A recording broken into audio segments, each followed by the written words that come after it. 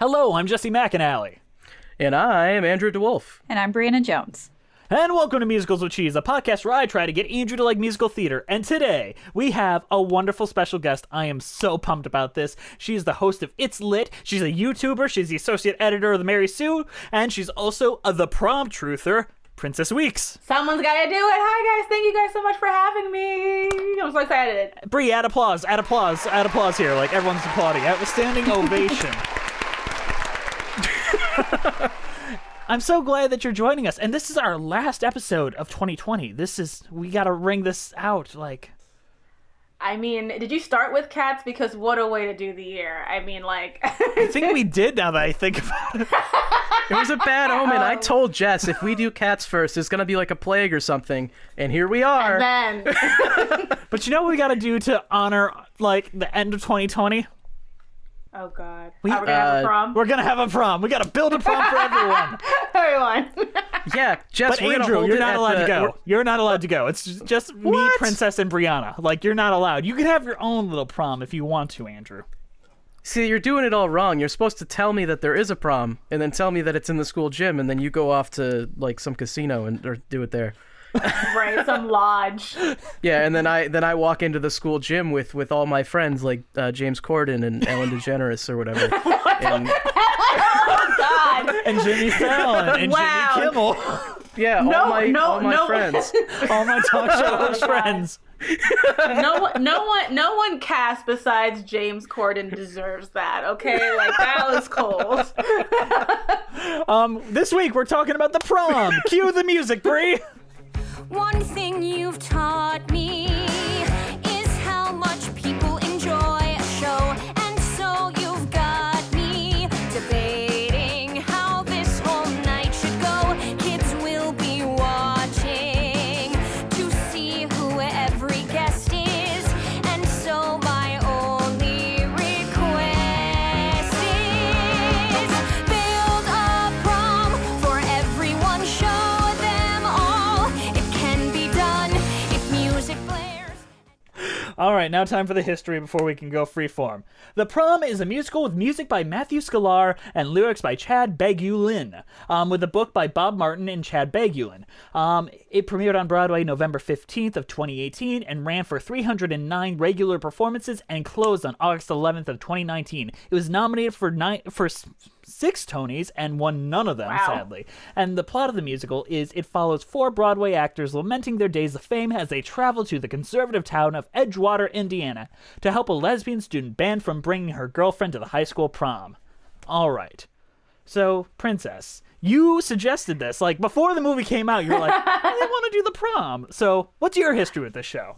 Okay, so a good friend of mine named Joy had tickets to go see the prom and invited me to go with her. And I had not heard about it besides the Macy's Day parade where the 2 leads kissed, and that was like a big deal. It was like, yay, inclusion, lesbians. And I'm like, I love inclusion. I love lesbians. Like, that sounds great for me. And I saw it in theaters, and I saw it on Broadway, and I totally get why it did not keep going. It feels very dated, and it felt, and we'll get into why it continues to feel dated, but I will say that the young performers were excellent, and I felt like all of the big feels that I was supposed to feel watching it definitely hit from, like, that side of it.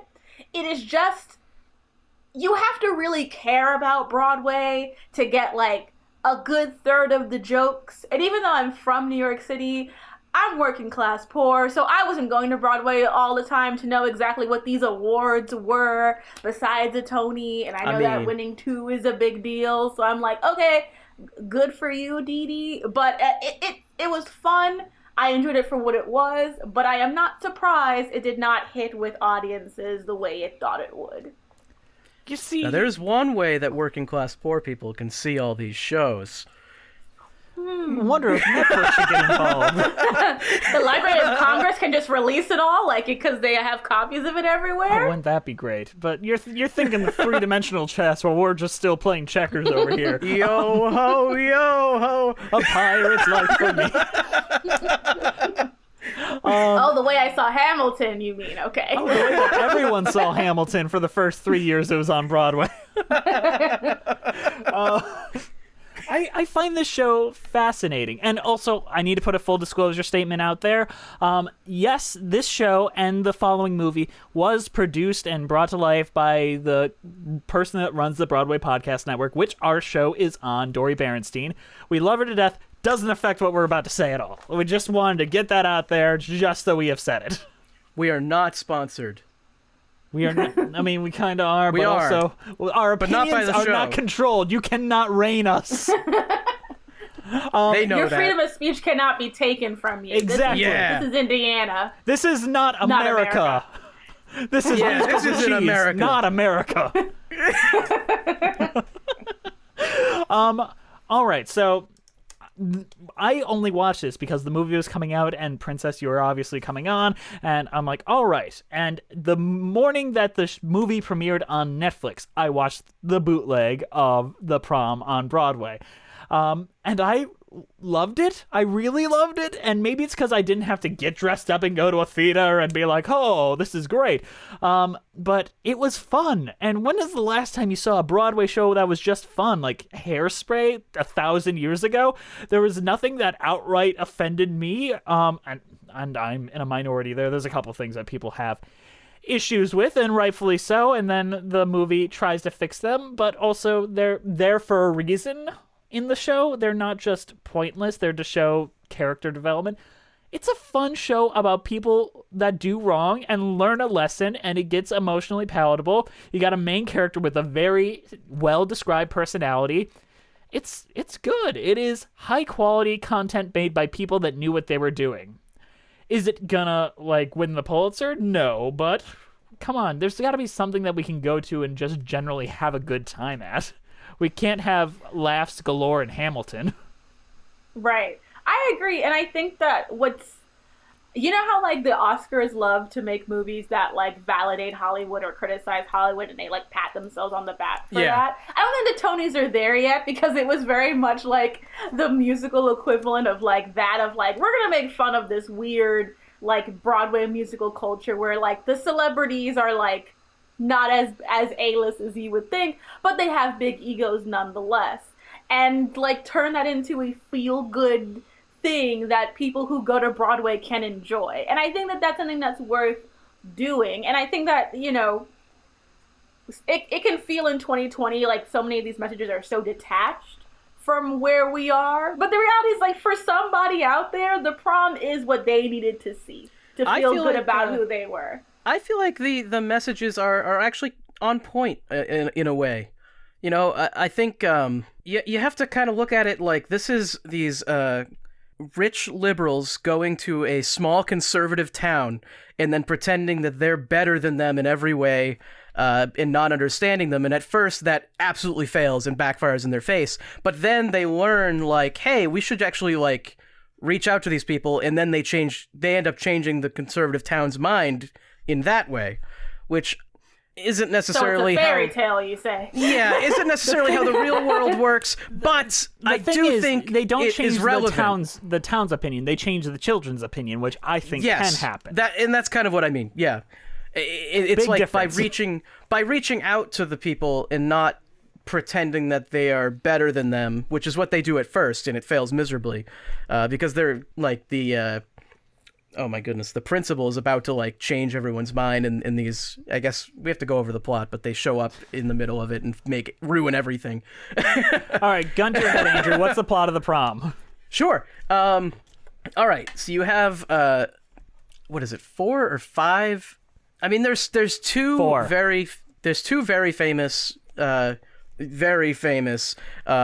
quotes Broadway actors who are trying to reform their branding, because they aren't getting the reviews they want anymore for their shows, and they recruit 3 other people to come with them to help. They go on Twitter and they find a cause that they just want to help because they don't really care about it. That's the thing. The point of the show is they don't really care about this cause. They're just trying to appear like they do to gain clout. essentially. And the whole point of the show is they show up to the town, and the cause is that a lesbian couple is not being allowed to go to the school prom, which this is actually based somewhat on a true story. This actually happened, I think, in like Alabama or something like that, like 15 years ago or 10 years ago. I don't remember the case, but it was like a legal battle, so they based it on that. And they show up to help with that cause, and then first they end up making everything worse because they're being selfish and narcissistic, and they think that they're smarter than everyone else and they can just show up and fix everything. And then they grow as people, and they end up actually changing people's minds, and the ending is like, wow, look at us, we're great. They get their prom. It's fantastic. Mm-hmm. And everyone is better off as human beings learning their lesson at the end than they were at the beginning. Right. Yes. It's a very white people story. Like, we learn to stop being rich white narcissists and slightly better rich white narcissists at the end. You're welcome. We fixed both homophobia and racism. It's Hairspray again. This musical is Hairspray again. I want to say that they actually put the effort in a little more than Hairspray does, though, because Hairspray solving racism was kind of bizarre. Whereas this one, at least they have to grow as people and solve it. I don't know. There's arcs in this story, and Hairspray there arcs. Isn't. Yes. I like this show. I actually do like this show. Yeah. Mm-hmm. I think it's fun. Sorry, go ahead. No, you go. We good. You go. No, I like, the more I hear you guys talk about it, the more confident I feel about talking about what I enjoyed about it, because it's just such a polarizing show. Like, a lot of people who I know are like deep into the Broadway culture are like, it's not this, or this, and this, and I'm like, I get all of those things, but as someone who like who grew up not being able to afford to go to Broadway shows and really wanted to go to Broadway shows to feel something meaningful or moving, or to, like, you know, as a little queer kid, to like hear stories about other queer people. Like, the first Broadway show I ever saw as like a, you know, someone who was cognizant of what I was when I saw Rent when I was like 16 years old. So like, seeing something like the Prom, if I was 16 years old and I saw the Prom, that would like change my life. And like, there is something meaningful about giving a group of people who have access this knowledge, this information, this language, and putting it in a way that they can absorb it, you know? And I think that I like it. And there's good dancing, and there's cute outfits in it. That's what I want from a Broadway show. It has the most important representation as well, which is my demographic, straight people that like Broadway. As the primary love interest as well. Well, also, it's an older person. It's an older romance of people like over the hill a bit. And I feel like the Prom movie, which we will talk about in detail much later, ruins that very heavily. But I think a lot of what makes a lot of this work is the specific choices made for the Broadway show, where they could have made the easy answer and decided to do something interesting. Those small touches built up a lot. From what could have been very generic, like Rent, which is just kind of a mess, for better and for worse, to something very cohesive, it is a very tight script that even like the movie can't ruin. And this is one of those rare musicals where just the extreme happiness in some moments is enough to get me emotional. And it's so hard to get super emotional about happy moments. But when you just realize it's something you haven't seen, a girl dancing with her girlfriend at a prom, and that being the emotional climax of an entire story, you get emotional. Or a man just taking a girl and telling her, hey, tonight belongs to you, we're about to go to prom, and like the excitement of it makes you emotional. And I want to talk a bit about the composers here, because they really haven't done much else. They did Elf the Musical, which I have not seen. I've heard okay-ish things about. And The Wedding Singer the Musical, which I have seen and is a little bit underrated in my opinion. Just a little bit, not a crazy amount. The Wedding Singer works as a musical, and it didn't get the right amount of love. And Laura Benanti as a love interest is the weirdest thing, and that didn't work at all. Oh man, I have to check that out, because I actually really like The Wedding Singer. Do they have a Julia Gulia song? Like, is there a song called Julia Gulia? There's not a Julia Gulia song, but it is still in the show. They bring in all the songs from the movie, like the Growing Old With You, all the Adam Sandler written songs. Yeah. And they had comedian Stephen Lynch as the lead, which is like perfect, like because he can both play the comedy side as well as perform. It's a good show that I think came in a very stacked year and it just kind of blurred into the background. And this takes everything that worked in that, which is the mean-spirited-ish comedy, the genuine sincerity, and a lot of fun dance numbers, and brings it to life here in a way that I think works better than most shows on Broadway. Jagged Little Pill is fine, but my God, none of those dark PSAs called a musical really works if you don't have something you want to say, and this has something it wants to say. Mm-hmm. Yeah. That's really important. I just ranted there. I was on a fucking soapbox and all No, that. I was enjoying it. I'm just sitting here with my Godzilla mug, just like, this guy's he's got feelings. I do got feelings, and I didn't expect to have feelings. Remember, I literally saw this for the first time less than a week ago. My initial thoughts on this are very fresh, and my initial wounds on other things are very fresh as well. Oh, trust me, I watched the movie today so they would be fresh in my mind, and the entire time I was just like, oh, okay, we just don't care. And I just the movie really ruins a lot of stuff in the We can't be talking about that too early. We got too much we got to say here. All right. What do we think about the characters overall? Like because they break it down to the Broadway side and the like teenage angst side, and it's two different shows going on.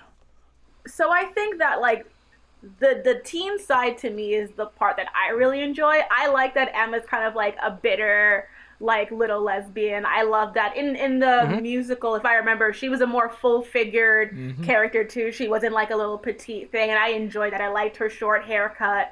I wouldn't call that butch, but it was more butch leaning, and I did enjoy that kind of representation happening. I also liked how in the set design for her room was so much personality. Like the poster, she had her little Twilight poster. She had her Lady Bird poster. Her Little Bit Poster. I remember all of that, even though I saw it like over a year ago, because there was just so much about how they packed into expressing who she was and what her aesthetic was, and like she was so sarcastic. She had like a little bit of a Daria vibe that I really enjoyed, like Daria, but like because everyone really does suck, not just because she's bitter all the time. She's in such a bad position. Exactly. She was really doing her best in a really chaotic environment. And I feel like Alyssa was very sympathetic as her love interest, because you can understand, you know, being a young girl, you love this person, you've been together for a really long time, but your mother is like literally the Babadook. Like, you know, she's like this scary figure hovering around you who's like, I love you so much, but it's like, but don't be gay. And like, I totally could understand the claustrophobia of like wanting to express your love to somebody else, but also having a parent that you love and is your only parent and you don't want to disappoint them. I feel like that was just all realistically done. It's just a mean comparison to the Babadook, though. I mean, the Babadook wasn't that evil. I mean, he is an LGBT icon. You know what? The Babadook, I was going to say, the Babadook is a gay icon, so we shouldn't drag into this conversation. He's doing the best he can. But it definitely was, like, I felt that they're the heart of the show to me, and I think that even though the adults have an interesting storyline and like some of them go on a little bit too long, I think that when Emma and Alyssa are on stage, you get the heart of Prom. Mm-hmm. I think it's also important that as me entering in as a non-musical lover, it's very obvious from the stage show, Emma has no fucking idea who any of these Broadway people are. This lesbian character does not give a shit about Broadway. Not at all. And that's a great dynamic to have these people that expect everyone to like lick their feet, and they're servicing this girl that's like, who are you? Please go away. I don't like this. It recognizes that towns in the Midwest have absolutely no idea what Broadway shows are. But also that, like, I think that, and we'll get into this later, but that dynamic is also what reinforces the selfishness of the leads, is that they are never they're always trying to impress upon Emma how important they are and like how they're using her, and it doesn't take until the second part where they actually have a symbiotic relationship where they both actually care about each other, and that helps lead to all those arcs and growth that we appreciate at the second part of the show. Also, I want to appreciate how much Emma is in her skin and loves what she is, and she is not going to change. Like, for the Give It Some Zazz song, in the movie, she's just dressed up as Smee or something with, like, her striped shirt and her stupid beanie. But in the musical, she's in a onesie. She's, like, wearing her pajama onesie. Yeah. And it's a great gag. And, like, when they force her into a selfie and she looks like, and that's the photo they use for their, like, promotional I think that's, image. like, the best part of the stage show is when they're at the monster truck rally and they like flash up her picture and it's her obviously not wanting to be involved at all. Right. Like, I want to be excluded from this narrative, please. Like, I didn't ask. I'm not like your publicity stunt. I'm not your piece here. Like, I'm going through an actual problem and you're not helping. Right. And it's those little touches that bring this show to life on stage. And if you take them away, what do you got? You get The Prom, the 2020 film, directed by Ryan Murphy. All right. If there's any issues with the characters, I think it's that a lot of the there's a lot of like actor characters, and really only like 2 of them have any point. I don't know. Like, Barry has a good relationship with Emma. I'd say, aside from Melissa and Emma, her core relationship is between her and Barry, and that works really well. Her, and then you have to have Dee Dee, who is kind of the Patti LuPone comic relief, who has a relationship with the principal. Those 2 are very important. And those are the 2 that I think are actually important, and the rest of them are kind of there. I disagree, because I think Trent is a very important part of the puzzle piece. The only one I'll give you is the Zazz lady. Zazz intensifies. I don't even remember her name. What about like the guy that was like just like their manager. They're like, yeah, like their manager. Whatever, he's just there. I honestly, I think you could probably cut some of the stuff with Trent. I think he should be there, but like I think he has too much time, honestly. I disagree. I think he has the right amount of time, but if you cut the Zazz scene and what's his nuts, the producer or manager, you've got a Sheldon. Yeah, Sheldon. Yeah, I think that's finally his name. I feel so bad because like I think with the Zazz lady, I know her name too. I should look that up. But I don't think there's anything necessarily wrong with her role. Now I'm gonna look it up. Angie. There's nothing inherently wrong with that character. It's just that they wait so long to give her like an actual purpose in the narrative that it's like, what are we really here doing, guys? Like, she has great legs, but yes. like, what else? I feel like you could take the Zazz number and give it to a different character. You could give it to Dee Dee. Give her a relationship with Alyssa a little bit. Yeah, like that would be fun. I don't think she needs to be there, really. I think Trent kind of needs to be there because he doesn't really do anything with Emma. He's more with like the townspeople, right? Or the kids of the town more so, and he's not there that much. So I guess you don't. You can have a tertiary third person that has a fun number. I just think if we focus on Dee Dee, Trent, and Barry, we have a little bit of a tighter show. I think what muddles it is that there's 5 characters that feel like they're doing a different show while Emma's also doing a show, and that's why it feels a little excessive. For sure, because I think even with Dee Dee, and I like the stuff with her and the principal. I think the stuff with her and the principal is great. I actually, maybe one of my favorite parts of it. I also really like it, but I will say, no, we're not in the song section yet. But I found that in transitioning it from the screen, from the stage to the screen, his song and his little Pete feel even more gratuitous. Yes. Than they are intended to be, and that to me highlights just a core problem with the entire thing, is that there are just too many things that they want to define in one musical, where the main love story should be between Emma and Alyssa. Like, having a secondary love story is okay, but like, it's just a little bit too, he's a fan and he loves, it's a little bit too self-involved. I think the stage show does it better, where they are more defined as a secondary plot and it works fine. But then you get to the Netflix traditional musicals do have a secondary love couple. That is not uncommon. I think having it here is effective. However, that being said, the movie bungles it, and like I think it stands out a lot more because honestly. Yeah, but I think it stands out a lot more in the stage show because they are older actors, older performers, so they feel so decidedly different from Emma and Alyssa that you're not feeling like it's a tug of war, it's just something else. Where in the movie, since it's Keegan-Michael Key, who is great in a lot of things, just maybe not here, maybe this wasn't your role, my friend. Way better in that like, Predator movie. I have not seen it. I haven't seen that either. But I will say, I know that they added a little bit more diversity in the film, but the lack of diversity in the stage play also makes Dee Dee and the principal's relationship seem even more like part of the narrative because they are an interracial couple. Yeah. Like, and that gets more attention if you have an environment that already seems very divisive and not really into other kinds of lifestyles, as they put it. Like, that would be something that would be like, oh, that's weird that you two are just together and all that kind of stuff. It feels more in space of that than it does in Well, in the movie, it feels like adaptation. Mrs. Robinson or whatever. Which is weird because Meryl Streep just doesn't look. Meryl Streep is hot, so it's really hard for me to be like, oh, she's an old washed. It's Meryl Streep. I'm like, But she's in her 70s. You know. She is literally in her 70s. Like, I look at, and I don't know how old Keegan-Michael Key is, but he is not pushing 50. I'm willing to put money there. Yeah. That Meryl Streep's in her 70s. She could get it though. Yeah, she could. Maybe That's there. what I'm saying. I mean, like in general, but she looks good. So to me, I just felt like she doesn't. Even though she was great as I know we're going into the film. I'm so sorry. Are we going in the film? Is it time? No. We got to do. Jess has an order. We have to do it Jess's way.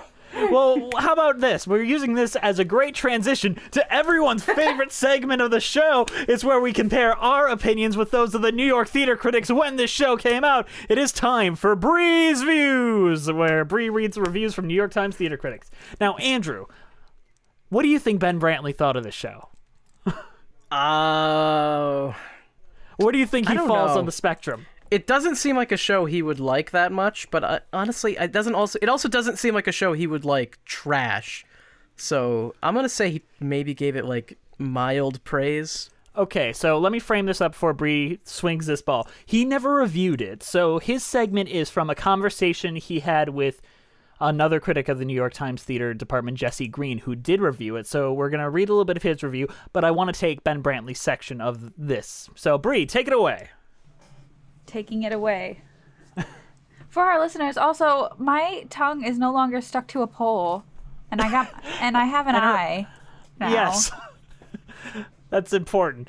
Yeah, that is important. We didn't let them know that in the last episode. Yeah, we didn't. You're back to it. I'm back to everyone it. was worried, like, where's Bree? Like, how are we going to survive? You know, sometimes I gotta go. Yeah, But no, you can't be right here now, every day. But right now I have to read. So, New York Times critic Ben Brantley said, "For me, it was the only musical that created and sustained an alternative reality that I love to visit when I'm feeling blue, the world of musical comedy." And then, in parentheses, two exclamation points. In which characters seamlessly express themselves in song and dance and find catharsis and harmony. It's been so long since we've seen a show that honored the conventions of an honorable and venerable form with such integrity and affection without feeling in any way hidebound. Yes. Beautiful. Like, Ben Brantley tears shit apart, and he said this was the show that deserved to win the Tony in 2019 for Best Musical. Damn. He liked it. He Okay. loved this show. Like, and do we remember what won that year? Because I don't. Hadestown. Yeah, Hadestown won that year, and I would not have given like this above Hadestown. Hadestown is like groundbreaking, but everyone was like, The Prom deserves it. Like, all the New York theater critics were like, no, this goes to The Prom. Maybe Ben Brantley just likes bubblegum more than he let on. I or whatever he mean, calls. compared to the other original musicals that came out, like, we got Be More Chill, which I also very much like. I think The Prom is better, but I really like Be More Chill. Beetlejuice, which me and Andrew like gush about every other day. I love Beetlejuice. I don't think Beetlejuice is Beetlejuice wonderful. is over. I don't know if it's over this for like winning an award though. I don't know. Yeah, probably not. You've got King Kong the musical, but that's a meme at this point. Tootsie, which I think won Best Book and Best Actor, like that won more than it should have, and that's garbage. That is actual garbage. Yeah, we don't need Tootsie in 2019. Sorry. But that was a Tootsie stacked was not year. And this still rises to the top among those, to be honest, and I like a lot of those. Yeah, I would say my three of that would be Beetlejuice, The Prom, and Hadestown. Those are like my three that I really enjoyed. Oh, I have to too, and I feel bad because I love Be More Chill so much. Like, I feel bad that's not my top three, but it's definitely top four. That's right below them all. Sorry, honorable mention. Yeah, that is an honorable mention. Because there's not enough horror musicals, and that's a teen horror musical. No, for sure. All right, well, now we're going to listen what Jesse Green had to say in the proper New York Times review. Oh, here we go. The New York Times critic Jesse Green says, like a certain cockeyed optimist, you may even know a lump in your throat when Emma finally gets her perfect kiss, while the supportive Hoosiers, and godless Broadway interlopers cheer her on and sing backup. If that means that the prom trades in some of the same cheesy mawkishness in satirizes, that's okay. Cheese has always been... This is the important part. This is the important part. Cheese has always been a part of the American recipe and rarely hurt the American pie underneath. I told you. Love that. How often do they mention cheese in a fucking New York Times review? Not nearly often enough. For this show... In a flattering way. That is great. Oh, man, that's good. Finally, some good New York Times reviews. We didn't have to bring out the Ben Shapiro voice. Didn't have to bring the Ben God. Shapiro voice out. We didn't have to mention rainbow cardigans or anything. Yeah, those are two of the better New York Times reviews we've read on this show. Like, my God. And for a show that deserves it. But we got to talk about some songs. But first, mid-show announcement. Let's go shill some stuff. Enjoy these commercials.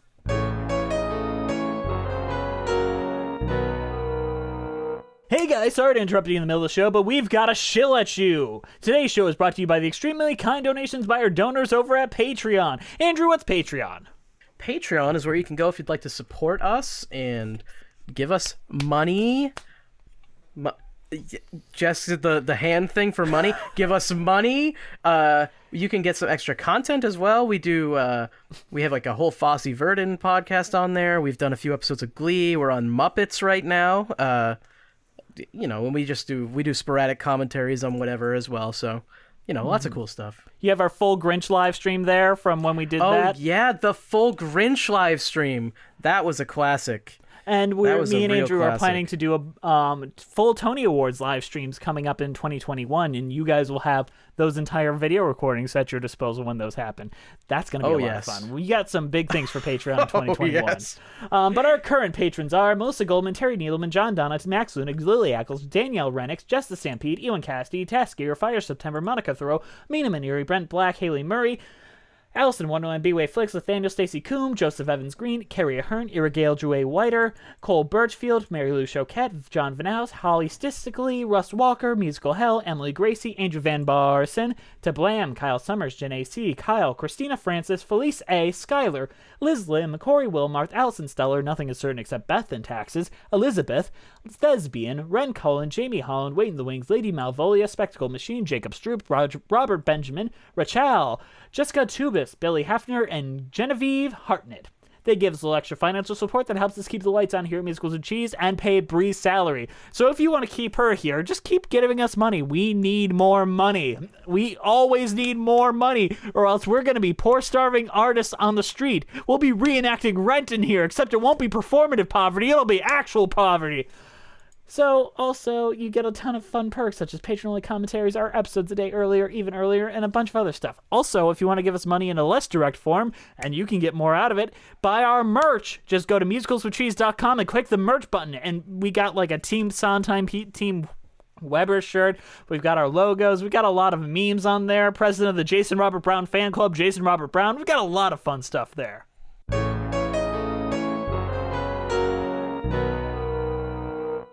Songs! What do we think of Changing Lives? Because that is a weird way to open it, because we have a scene and then we have the opening number. When I'm in character, I go insane. I stagger, I stammer, I sob.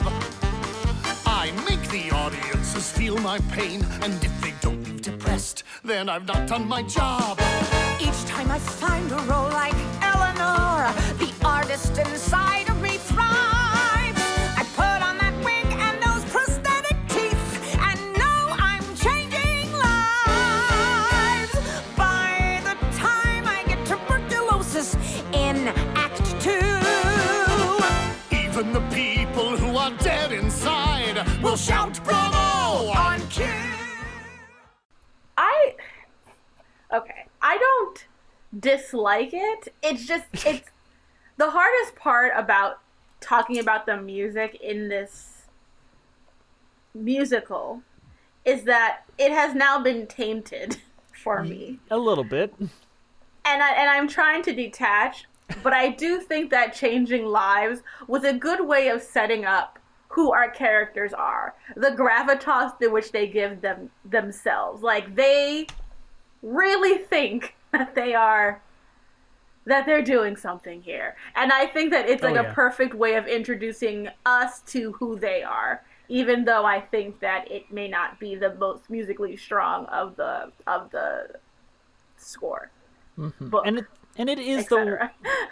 It is the one with, like, the most controversial dialogue. Like, it has the D slur for lesbian. It talks about eating disorders, which, yeah, it's offensive, but it's intentionally offensive to show, like, how dumb and misguided these people are. Like, character-wise, Out of it's touch. effective.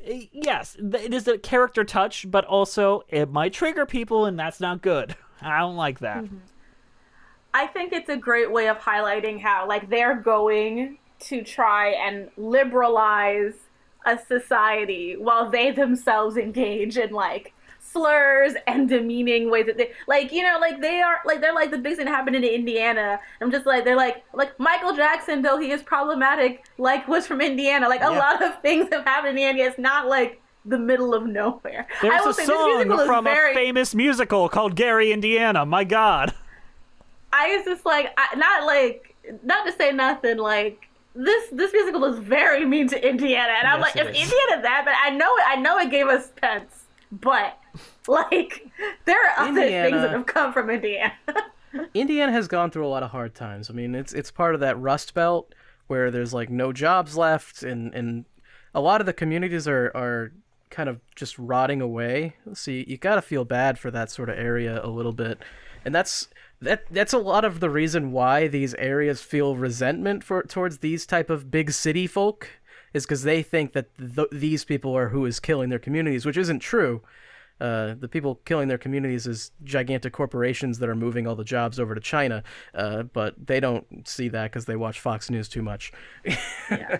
The call is coming from inside the house for a lot of their communities, and I think that, and I hate to kind of, like, I usually have a distrust of things that both sides issues like this, because it can feel very disingenuous, because sometimes it's not a both sides issue.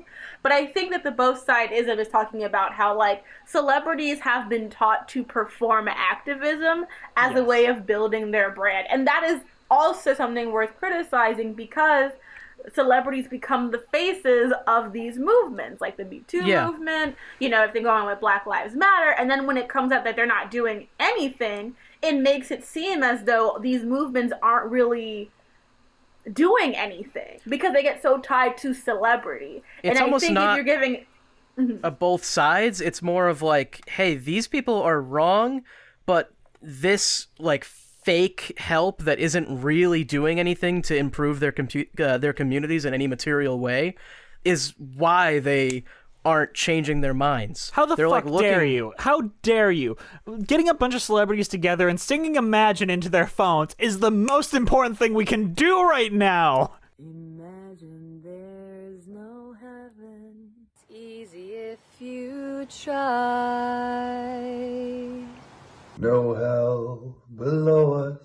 Me with no makeup, you in the bathtub, bubbles and bubbly, ooh. Imagine all the people living for today. That type of thing is exactly like you have these poor families in the Rust Belt who are like, where's my jobs? Why is no one helping me? And then a bunch of rich liberals go on their phone and sing Imagine. And now all these people are like, man, Donald Trump's the only person who can really help me. Look at all these liberals. They don't care about my community. They don't care about helping me. Only Trump cares. You know, and that's where we are right now as a society. And also minorities, because they also were like, this is... Oh, yeah. Well, minorities in the Rust Belt communities were also just like, this is redonk. I mean, were there any, like, people of color in... I'm trying to remember, was it just all white people in that Imagine video? Oh, no, Leslie Odom Jr. showed up for a second. Yeah, bless. You know, it's like, he just wanted to sing. We're not going to be mad at him for singing. That's what he's... But I just feel like it is this, like, performative wokeness that gets criticized so much. And I think it's hard because, like, when you are someone who is, like, socially progressive and on the left, you don't want to, like, cut down bad faith activism. You don't want to cut down good faith activism done clumsily, but it can so quickly turn into bad activism when the people who are in power really are not prepared for the nuances it takes to like do these things. And that instantly happens with the Prom, where it's like, you have literally powered this evil through your own ignorance of how to speak to people. Like, just being like calling them rednecks right off the bat. It's like, that's for the group chat, not for like how you're gonna talk to them in person. Yeah, you show up and immediately insult them, and then they're just gonna be like, well, so much for the tolerant left. Yep.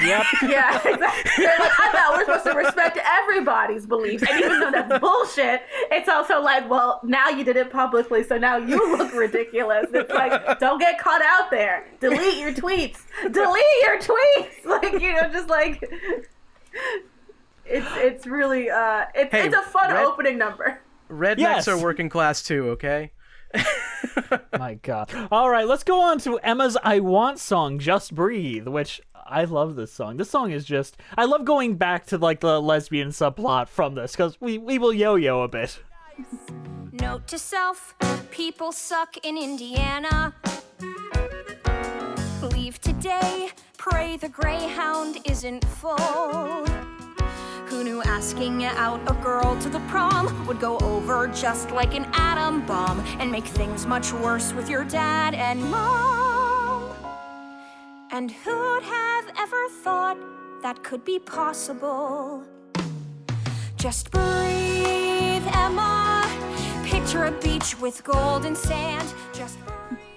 Don't be gay in Indiana. I mean, like, it's just a great, when done well, like, when I think about it from the stage show, it's such a great way of expressing who Emma was, her sarcasm, her humor, and how she's using both of those things as a shield to protect her in this environment, and also as a weapon to stop other people from trying to hurt her. It, like, really tells you through the lyrics, through how it's sung, and through, like, the amazing vocals of that actress from the show, of how this person is really trying to cope with some really, really hard shit.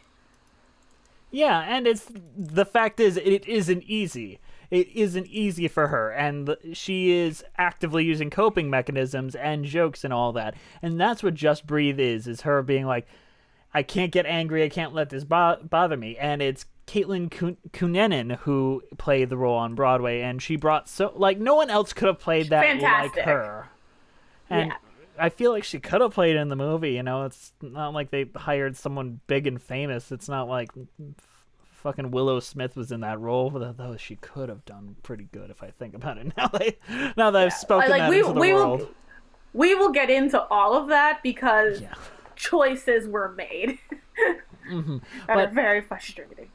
Just having her like talk to herself and be there, and we get to see inside the mind, outside the heart, outer shell. Like, that is such a beautiful moment, and the world around her. And I love this song. This song's great. I can't even think of words to explain why it works so well, but it does.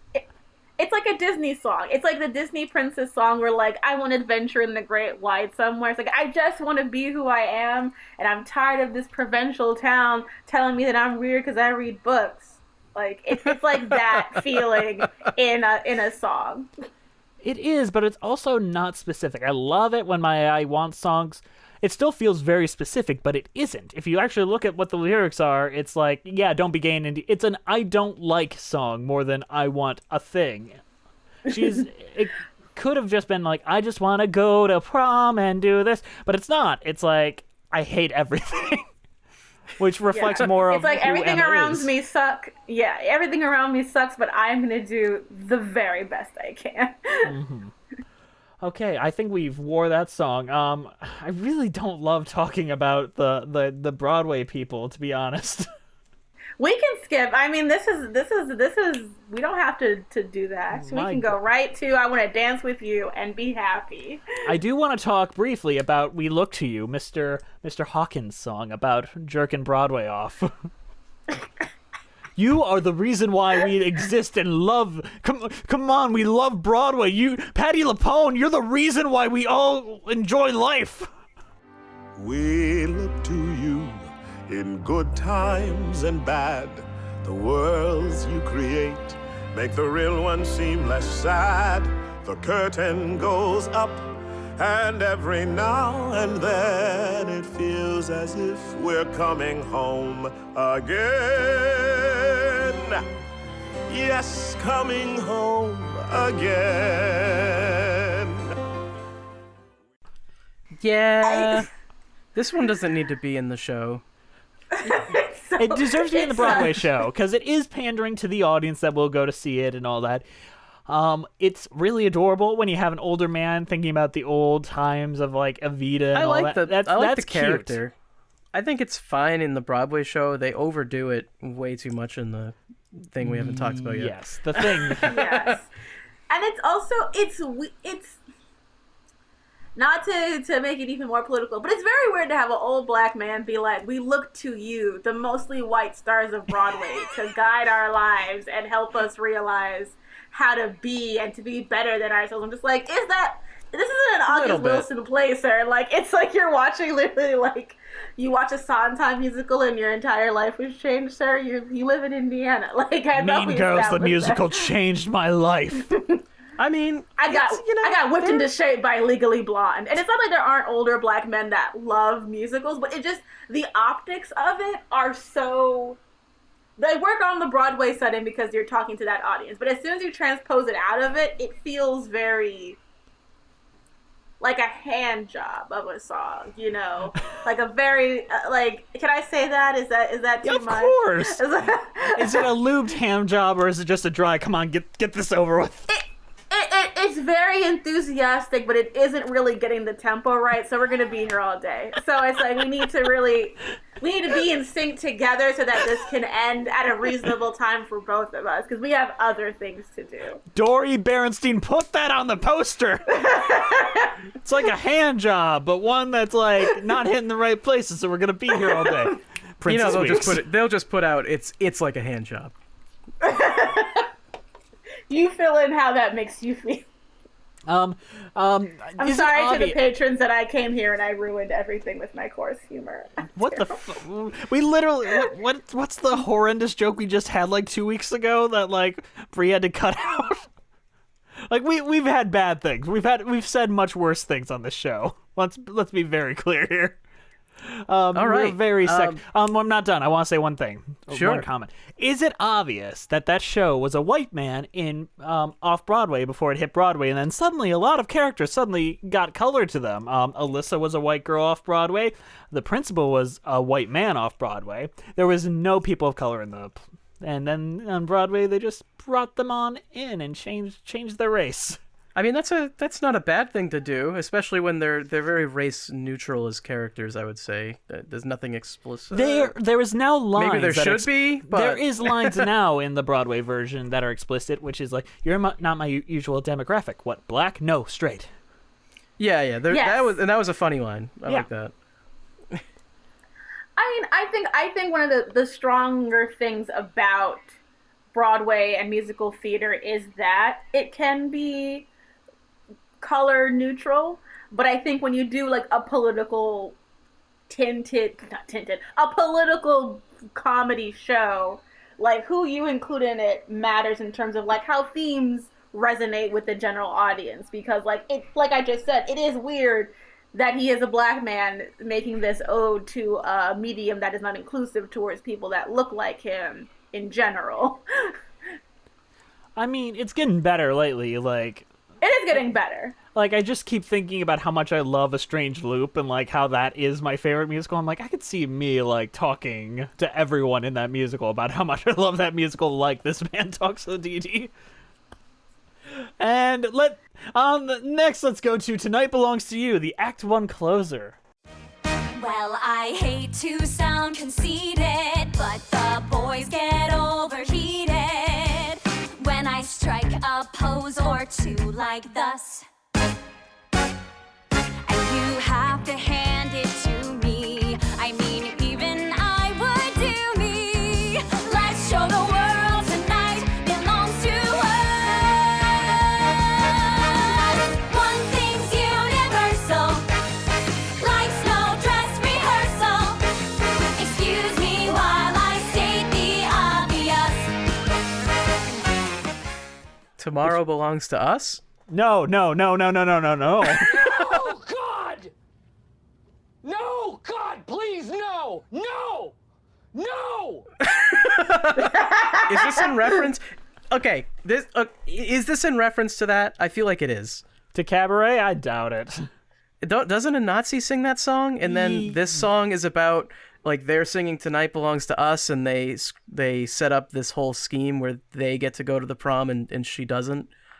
Like, I don't know. That's a big stretch for you, Sure, my friend. sure. The title of the song is Tonight Belongs to You, Tomorrow Belongs to Us. You gotta be They're stretched like, fucking potato, Armstrong with that potato. stretching there. I think that some people are going to agree. They're going to be like, you know what? That might be intentional. You know what? Everyone just tweet at Andrew and tell him how wrong he is. Sure. And I'll tell you that you're all Nazis. It's also a song by R&B artist Jeremiah. So maybe it's a reference to that. That also might be right. true. That one, I'm with Princess. That's it. Andrew, you're still wrong, though. Sure, whatever. Enjoy being wrong. I love this song. This is like when I first watched it, the part where I started getting emotional. I'm like, there's no way this is going to end happily. But my God, I'm just so excited for this girl to go to prom. Let me tell you, when I saw it in theaters, you know, I'm hyped because I'm like doing the Universal like feelings for the. When I realized what was happening and that they didn't let her go to regular prom, I was furious. I was ready to fight on her behalf. I was like, they did not have Emma put on this gown and fix her hair up and get dressed to punk her like this. This is not 2000s. You cannot just punk people with a whole school. They need to go to jail. I was like, send them to jail. Emotional distress. And I don't even believe in the industrial prison complex, but send those teenagers to jail, sir. I was like, they need to go. It's not the teens at fault. It's the PTA. Because basically the teens are like, this girl took away our prom. I get why the teens did what they did. I don't. They have Tumblr. I don't that's the thing too that's really weird to me is that even amongst like really, really diehard Republicans, being gay is not as like if she were trans. Well, this actual story took place in 2005, I think. It was either 2005 or 2010. I can't remember. If they had made a period piece, I think this might have worked and set in the early aughts, maybe. Because and at that time, at that time, I think Republicans were a lot more openly, because really the Republican like platform is essentially whatever we can win at right now until it's no longer acceptable. And at that time, it was acceptable to not like gay people. And now they've moved on, and now they don't like trans people because gay marriage became the law of the land, and they were like, well, we can't fight anything anymore, so fucking trans people, get out of my bathroom. Yeah, it's basically, their platform is whatever we can still get away with hating, we're gonna hate. Yeah, and it's not that I don't think that this can't happen, because I do remember, like, still when I was in, like, grad school hearing stories about this, like, up until, like, 2016. But it does feel a little dated, like, in a 2018, because that's when this came out, to have, like, this be such a big deal that the kids themselves are not supported. Like the parents I get, but for the whole school to be like also up in this rigmarole, I'm like, even when I went to Catholic school, because I went to Catholic school up until like high school, it's like we all watch like Will and Grace. Like we grew up with a lot of gay media being the norm. So it's just weird in that context for them to be so Kids the will Bible. take what their parents say, though. They'll Yeah, take they whatever their do. parents say a lot of times.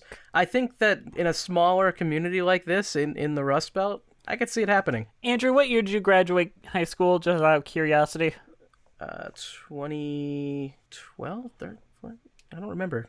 I know I 2012? graduated in 2014, and it was very commonplace to hear the F slur just around.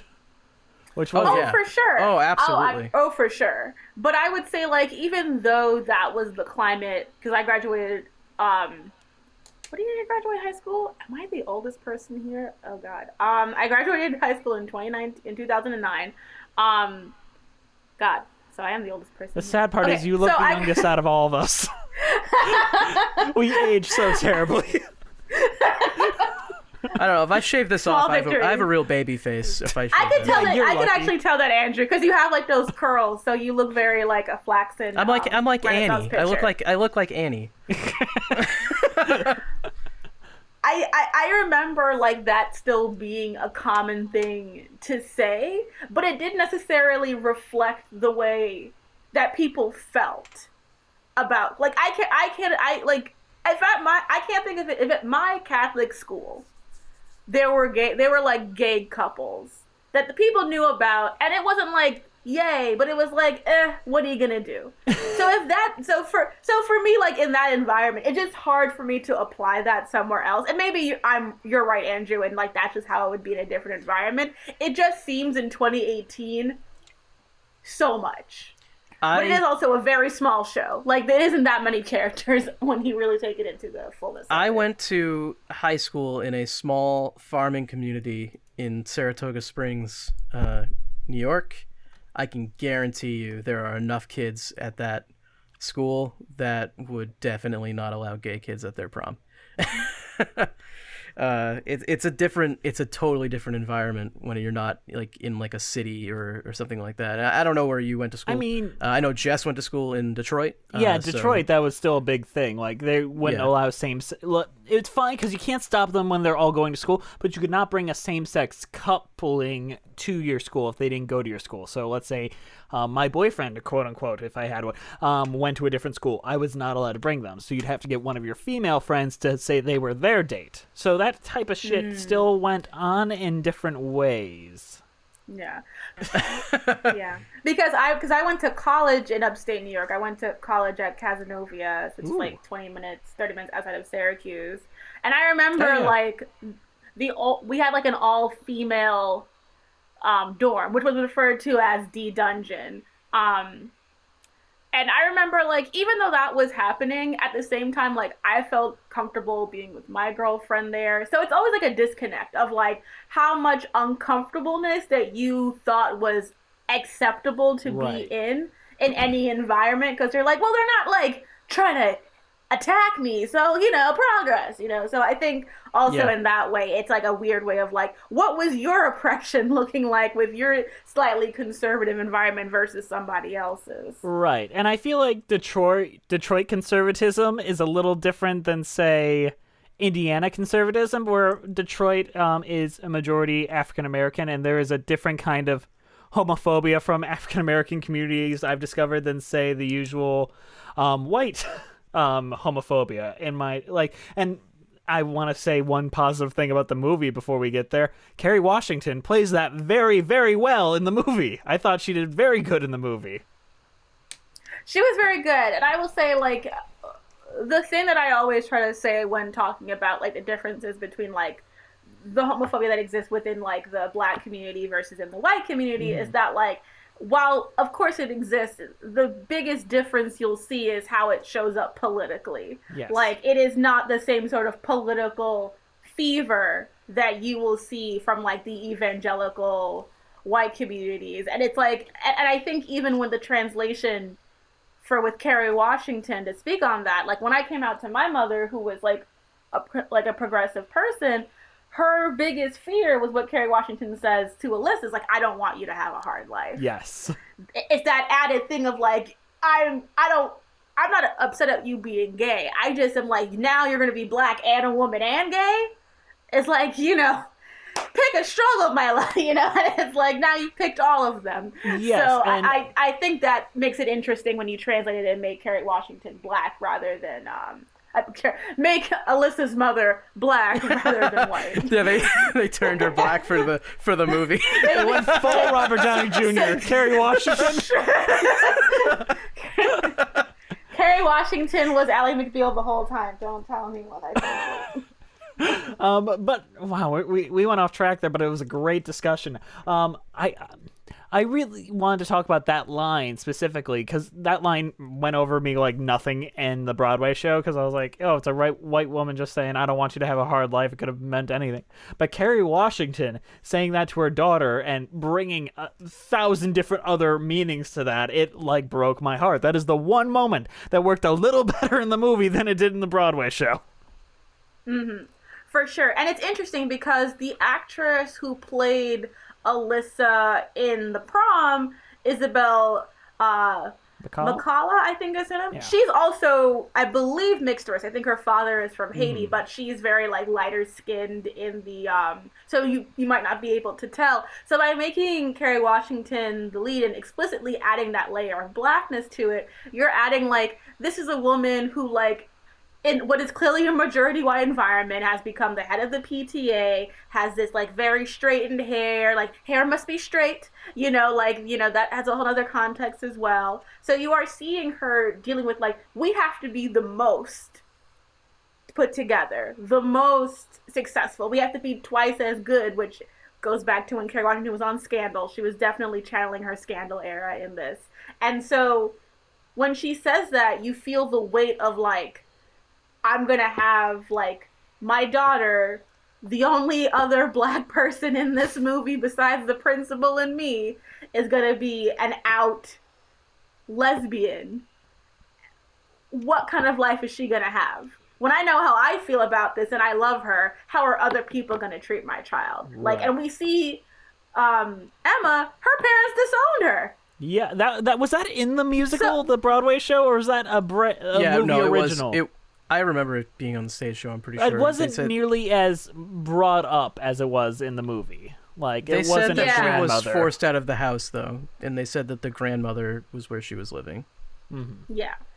So it's like, so all of that together, I think, was just, that was a translation that worked really powerfully, and it works really well because of what the actors and that experience brings to that line, not of what the line means inherently, which is what we were talking about like what happens when you cast something specifically. Yes. Let's talk about one last song before we talk about the movie. The last song. Oh yeah, what movie? Unruly Heart is beautiful, but it also is kind of boring. White girl with a guitar. You came along, and right or wrong, feelings began to overflow.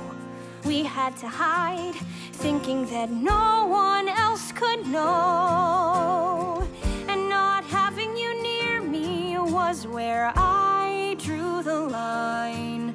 So I had to conceal this poor unruly heart of mine. It's very early Taylor Swift era. It's a viral hit.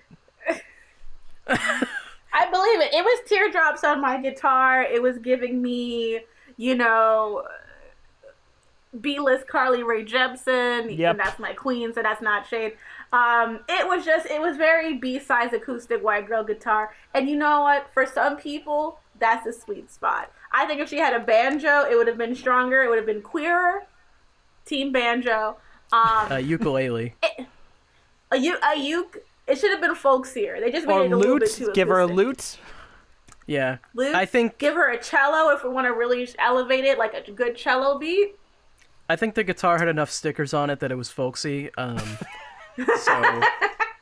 I also want to say I'm pretty sure that video would have gotten like 3 likes on YouTube, and that's probably it.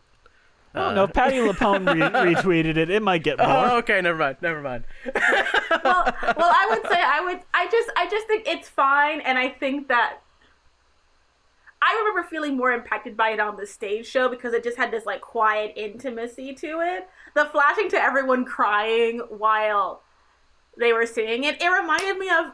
Do you guys remember when Mary Lambert came out with She Keeps Me Warm, and it was like a really big hit. It was like sampled on that Malcolm Moore song. It was kind of like a very similar, like, I come from a religious background, but I'm a lesbian, etc. and so forth. And that became a big hit because of a bunch of different things. But even with that, it's like you have like this fat, lesbian talking about this very personal experience. And they really took everything that was alternative about Emma and distilled it into they made her even whiter in my mind than she was in the musical. And she was fairly white in that too. But it felt as if he just kind of... She can be really white if she wants to be. What the fuck? They just took her from being like Daria White to being like Pollyanna White.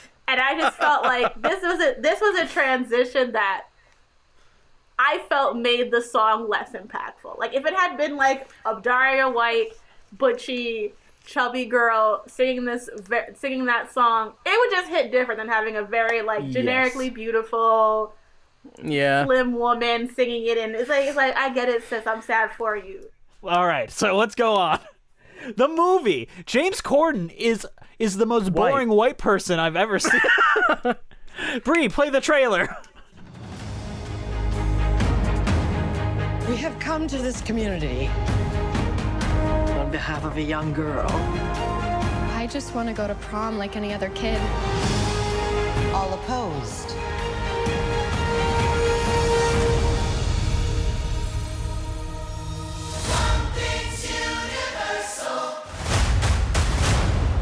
You're not alone.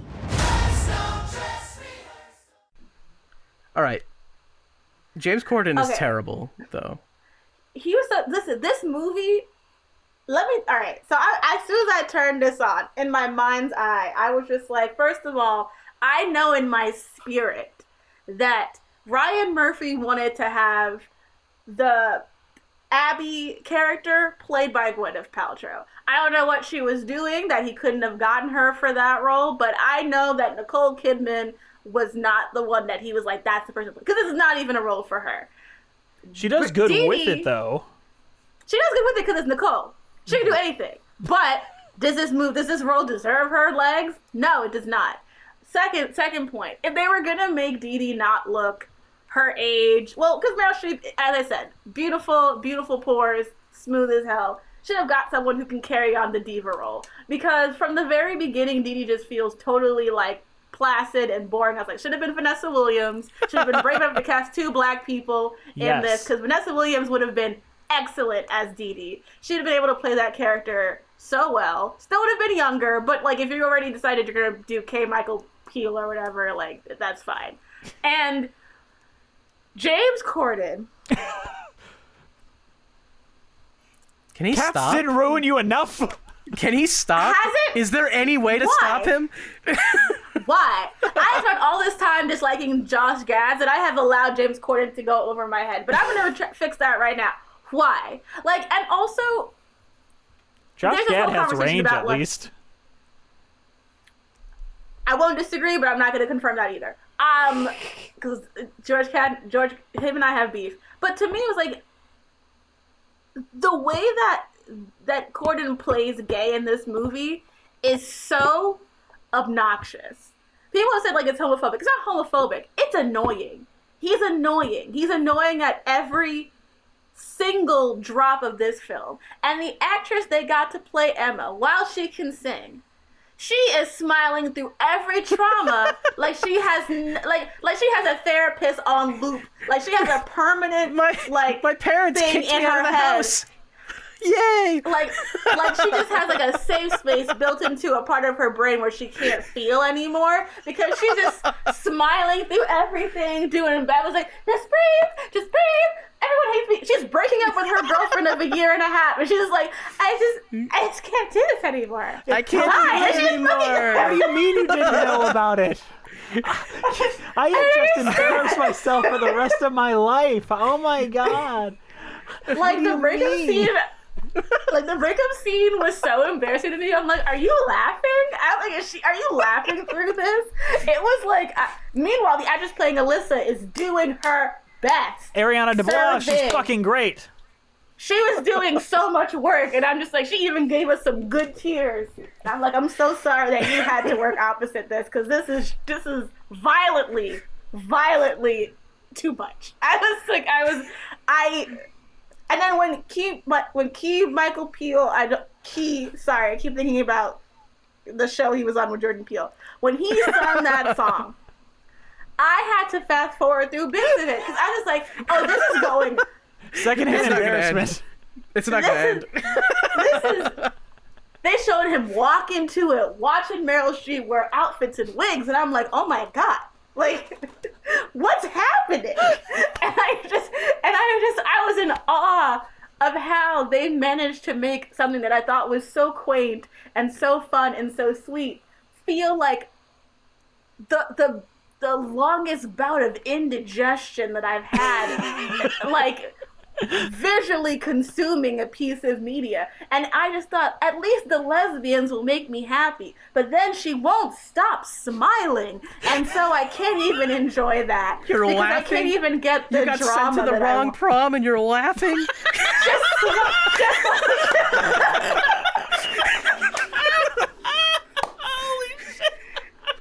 then she's wearing all of them, and then the worst part is just like, when I knew that I could not with her is like, so remember in the show where she's like, you think because I have a pickup truck, you think because I'm a lesbian I have a pickup truck, and she says it sarcastically, and that's a great moment of she says it like genuinely, like she's like laughing about it. You think because I'm a lesbian Shut up. So I want you to come to prom with me. I'm sorry I just ranted for so long, but I was like, I just liked it so Do we look much. like we were against you ranting? That was the best thing we've seen in a long time. They've watered this down so much. They've ruined so many of the characters. I feel like all of the Hollywood, not the Broadway actors, my goodness, the Broadway actors that they have that are in it, like, they got rid of the narcissism that they all had on the stage show. It's just gone. There's nothing. There's no bite to it. They don't learn anything. They're just like, they want to really help at the beginning, and then at the end they actually help, and that's the whole story. And it's like Hold on, Andrew. You forgot the important addition of Oscar bait scene so that Meryl Streep and James Corden can get nominated for Oscars, where we meet James Corden's mother who gave him away because she didn't like the fact he was gay. And Meryl Streep's like relationship trauma, so scenes where they have to cry, you know. There were so many scenes that are supposed to be about Emma, and they'll like point to Meryl Streep, point to Nicole Kidman, and I'll be like, it's not about them. It's not about them. There's a song literally called "It's Not About Them." Come on. They're supposed to be uncaring and selfish, and then they learn, and then in this they're like sympathetic and like, oh, they're just they have their own trauma that they're trying to overcome. It's like, no. Their problem is that they are uncaring and they need to learn to give a shit about other people. Like, that's the thing. You're right. And they make Emma's outfit so boring. Like, the way she dresses is so... she was so cute and butch, and they just made her so, like, stereotypically femme in this entire production. Like, her room looks like trash. I'm like, where are the posters? Where is the spice? She has a rainbow behind her bed, like, made of... Rainbow, so you know she gay. I felt like the mom in Black Swan, where I was like, what happened to my sweet girl? I was like, she's gone. She's been replaced by this person with no personality. And it was so hard because, like, and even one of the things I do remember from the musical was how fun they made the dance sequences. Like, you know, Love Thy Neighbor, I think, is really fun. And like I feel like the actor who plays Trent is doing his best. Like he's doing a good job. I thought he was one of the things that comes off pretty well in this. Yes, but like the way his stuff is staged and set makes every scene feel more empty. Like it's like it reminded me of one of the reasons why I usually do not like musicals like this translated into musical movies is because they end up taking something that's supposed to be shot on a stage where you're supposed to like immerse yourself in and put it into an area where you just realize how empty everything is, as like Emma's singing and everything's going around her like she's going, but then sometimes they'll sing and then they're all hearing the same shit and I'm like, what's happening? I don't like this. What is with the part where they're doing the PTA meeting and they burst in, but like Emma is like really happy about the fact that they're there? It's like, why is she so happy? Like she doesn't even know who they are, and they're like just bursting in and like pretending to give, like they don't even point to her properly, and then she's still like, yeah, this is great, man, this is so good for my cause that these people showed up. I can't imagine that was an actress choice. I cannot imagine that was a choice made by that actress. That was Ryan Murphy being like, you remember Leah Michelle? Do that. Is it like this is a musical? Everyone needs to be happy because it's a musical, like, you know, fun. Maybe. Fun musical. But like that wasn't even like how Glee was. Like Glee would have entire moments of characters having like fucking existential crises because they were upset about stuff. Like it was just so bizarre to me how they just made her so placid to the point where like when I see the opening scene where you see that bear hanging in her locker, her reaction to it made me think it was an actual, like, did Alyssa give that to her? Was that like a love note? Because she just seemed so thrilled that it was there. And I'm just like, what's happening? And I didn't cancel your prom. Your parents did. And that's when I knew that this was not for me. And like they could have just gotten Caitlin Kinnunen to play this role, and she would have been great. Like, and the thing about too, they got under so much flack initially with the casting because they didn't cast anyone with any Broadway background. They didn't cast any queer people. Then they finally cast like the two leads in this. They're both queer women, and that's good. Snaps. You know, the actor who plays Trent is also like someone from Broadway. I know him from Big Mouth because I'm not cultured. So like, I'm glad that they made those choices. But those choices make the casting of Keegan-Michael Key and Meryl Streep and Nicole Kidman that much more egregious, because none of them are bringing anything to this role. They are just draining the energy from this entire production. I will say Nicole Kidman brings more than most. She brings more than most because she's awesome. Yes. And I don't mind keeping her, but the other ones, they gotta go. Like Is this movie like if Dee Dee and Barry at the very beginning of the stage show, if they made a movie trying to do activism, is this the movie they'd make? Probably, honestly. But I think it's so upsetting because like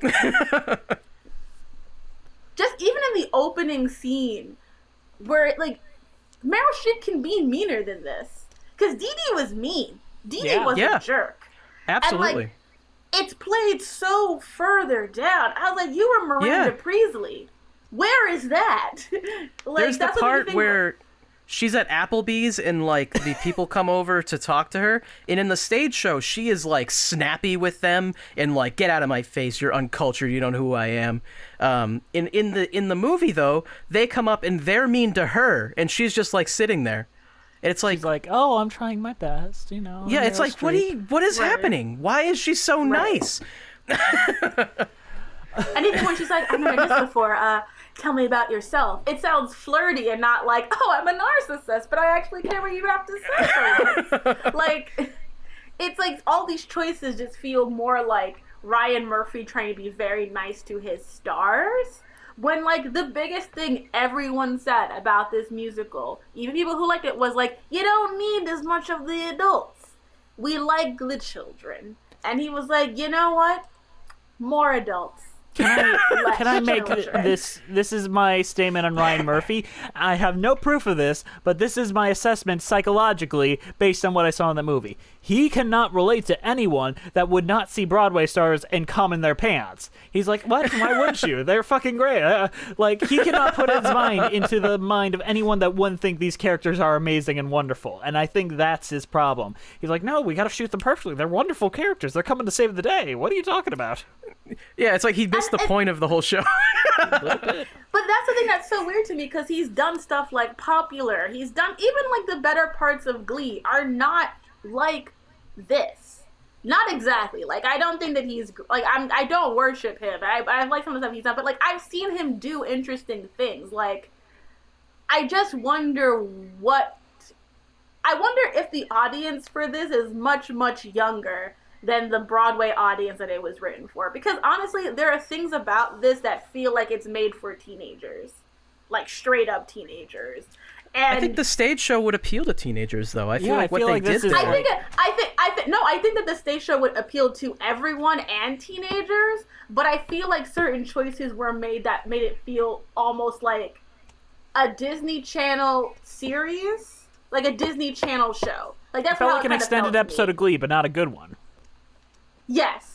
Like, very much for that audience, and I think that that's the big thing, is like he really watered down a lot of it by making the stakes lower and lower, except making sure that we knew that Emma was left behind. But she's happy about it, because she's happy about everything. Yeah, she's just happy about everything. She just can't stop smiling. But no, we need an entire scene where James Corden cries because his mom came back and loves him again. Fuck Emma's parents. Who gives a shit? Yeah. I'll be honest with you. As soon as I realized that that's what was happening, the fast forward button started to move. I was like, I'm a professional, but I'm not going to pretend that I sat through that. I put myself in a situation where I could not fast forward, where I had to sit and watch it. I watched it with my girlfriend and her family, and they were like, oh yeah, I like Meryl Streep, I like James Corden, let's watch this. And I'm just sitting there dead inside. My girlfriend leans to my ear and she's like, this isn't very good. I'm like, I promise you, the show's really good. And then her parents were like, but her parents turned to me and they were like, you didn't like that? That was great. And I'm like, of course they did. Maybe this is made for 50-year-olds. Like, I was texting my girlfriend, I'm like, watching this for for a podcast. She's like, is it still bad? And I'm like, yep.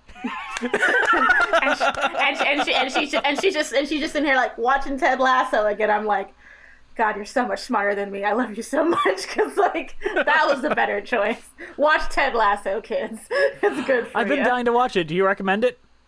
Oh, it's amazing. It's like so good. I haven't felt this way about a sports show since Friday Night Lights, and it's completely different tone-wise, but it's great. I know the guy that did Scrubs created it, and I think he's hit and miss, but when he hits, he really hits, so that has me excited. Yeah, it hit good, and it's got great and it's only 30 minutes an episode. Oh, perfect. You can't lose with that. I can't deal with this Mandalorian 38, 39, 50, 45. I don't fucking know what I'm going to get every week. God damn it. I'm a monster. I started The Mandalorian episode 2 of season 2. I was like, let's just see what's going to happen. And I was like, oh, I like this. Let me go back.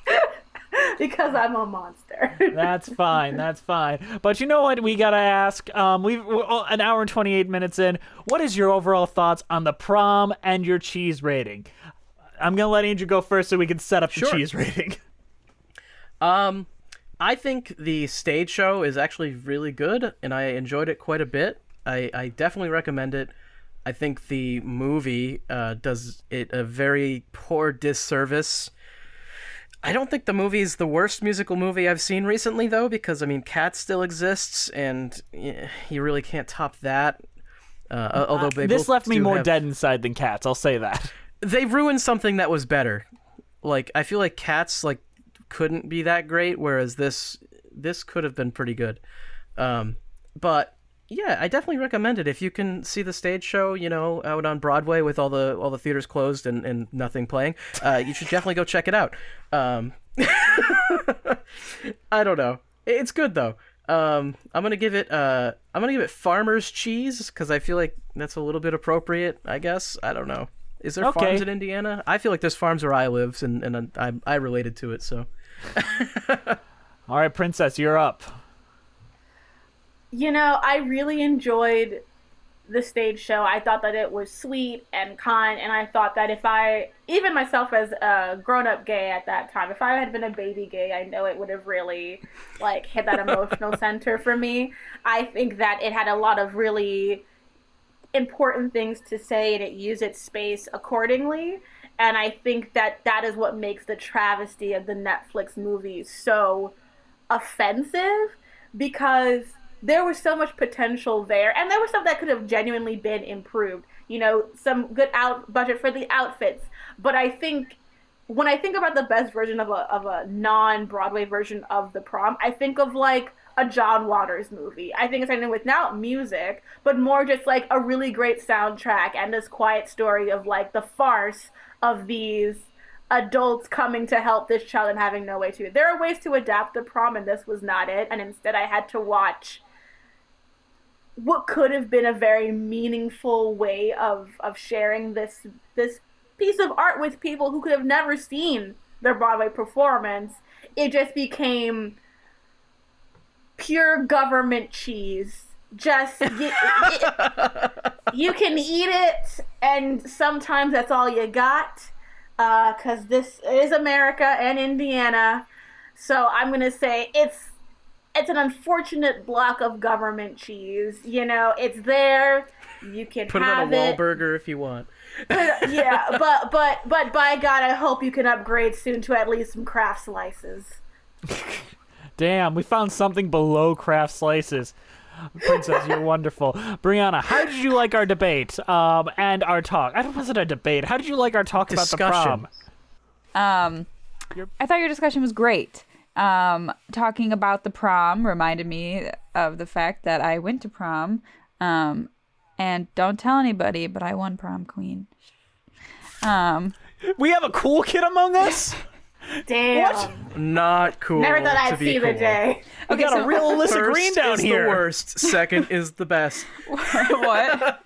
It was really weird. I didn't really talk to people in high school, but like my senior year, I like talked to everybody in my class, and for some reason, I don't know. It was a weird thing. It's the weirdest thing that's ever happened to me, I think. But your discussion was great. I loved it. I don't know. I feel like I don't know what to give you for a cheese rating. I feel like I want to give you like a white people cheese because I put James Gordon in the Netflix rendition of it. So what's a white people cheese? What's a blue cheese? Blue cheese? Blue cheese is so gross. A lot of cheese. A lot of cheese is white people cheese. I'm going to be real. I know. I'm an anthropologist. I know cultures, so I know. I do like blue cheese. Do you like blue cheese? I like blue cheese as well. I didn't know we had so many on this call. Whoa! Just not the H slur. Oh God! You can't say the H word on here. These anti-white slurs are not good for my brand, guys. So I really need you to edit this out because I can't be seen out here. Cutting it all out. I'm so sorry. I didn't mean to. Honestly. I'm inclusive and nuanced. Damn it! I can't be out here dropping these H bombs. Damn. H bombs. Jess, honestly, that's maybe the worst slur that exists. Let's be real. That's why you call it the H word.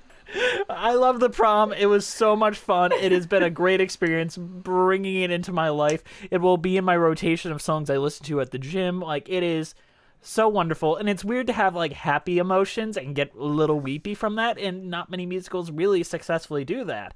I can't really even think of one off the top of my head. But this is very successful in many ways. The movie is a fucking bomb. Like, oh my God, Jesus Christ. Why did you even do it that way? That doesn't even make sense. Such a horrible experience for everyone involved, whether you enjoyed the musical. And it's so sad for me to think that that's going to be people's interpretation of the musical forever. That is it. That is what people will think of when they think that's what the prom is. And that hurts worse than most of the decisions made. Because not every decision was terrible, but Death by 1,000 Cuts makes it so offensive to me personally. And most of the cuts come from James Corden himself. So I have nothing I can give this aside from cheese straws from Dee Dee's Gourmet Cheesery. Oh, I get it, because Dee Dee. I did it.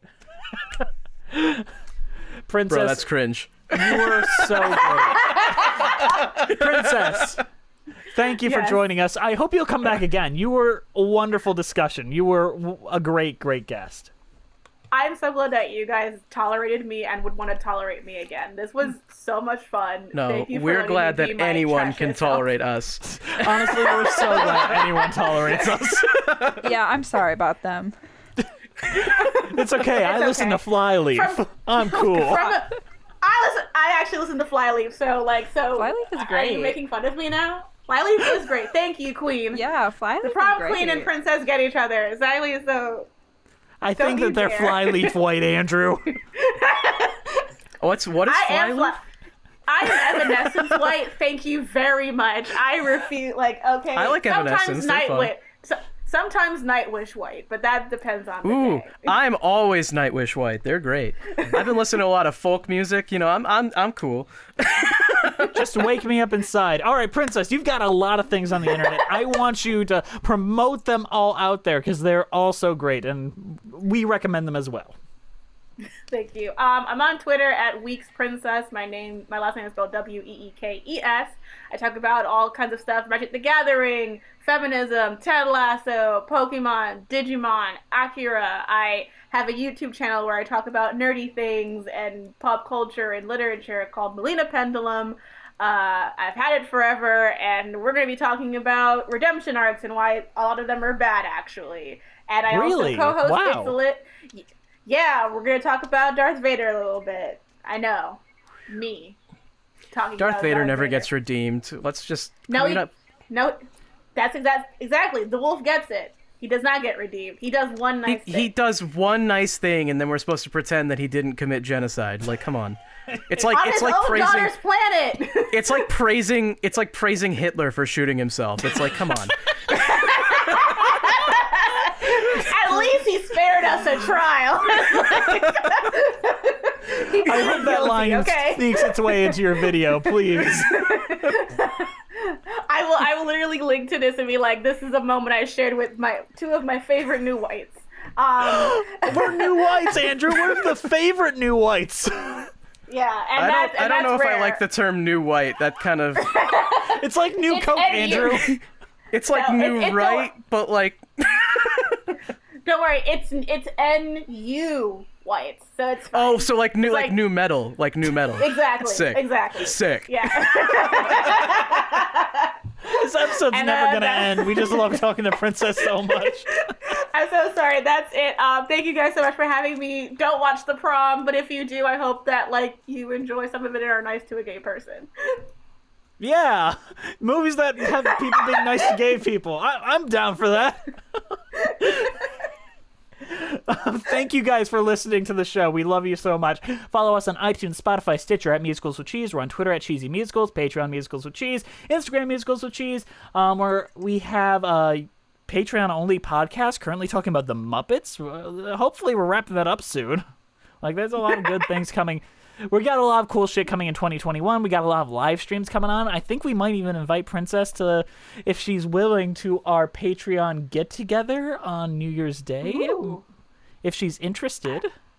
I might be interested. I don't know what I'm doing on New Year's Day because it's a pandemic, so I shouldn't be doing anything. Yeah. It would be in the evening, so don't worry. But maybe, so get excited and then just start annoying her on Twitter. Please do. Join, email us at musicaltheaterlives@gmail.com. Our transcriptions are by Masha Litvinova. We're so lucky to have her on our team. We love her to death. Our title card was created by the amazing Jolene Casco. Go follow her on Instagram at Jolene Casco. Our keeper of the cheese is Juliet Antonio. Thank you for doing that, Juliet, because God knows I'm not going to do it. This show is produced by the absolutely incredible, the wonderful, the beautiful, fantastic Brianna Jones, who is Flyleaf White. Woo, woo, woo. I can feel you all around me. We just need need Princess on every episode, just making sound effects every now and We then. do. I love it. Hire her. Hire her. I would. I'll take a pay Just cut. Please don't. I would never get in the way. Another woman. Need another woman on this podcast, please. We really do. This is getting to be a boys' club. I will admit. Getting to be? It used to be just us two, Jess. What are you talking about? I know. I mean, it's expanding, but still ain't quite there. That's not how representation works, my brother. Have you not seen The Prom? Do you not get it? Oh yeah, you're right. I've seen Rent, so I get it more than The Prom. Once you've seen Hair, then you'll really get it. Oh, that's coming. Yeah, now Princess, you want to come back for the Hair episode? Oh God. You know what? I gotta see how white I am for that before I can commit to coming to see it. Gotta take my white meter out and just judge what it is. I'm a little Paramore today, so I can't do it. That's a little too black. Thank you to the Broadway Podcast Network for not kicking us off the platform yet. It'll happen one day. One day, someone up there they'll actually listen to an episode of this show and be like, we have that on here, dude. We're the edgiest podcast out there. I honestly they can't handle our truths. I honestly think we might be. At least on that platform, because all the rest of them are just people interviewing Broadway stars, and we're the ones here talking about the prom being like a hand job. We're giving the people what they really want. So. All right, Princess, is there anything else you want to say before we call it a day? Just thank you so much. This was literally a hoot. A hoot and a half. I would go so far. All right. Who's white here? Who's white here? Yeah, I was about to say that was my review of one now. That was my review of Tootsie. So literally, that was Andrew's review of Tootsie, saying that's what white people would describe this show as. It was a hoot. One in Rome. Yeah. One in cheese.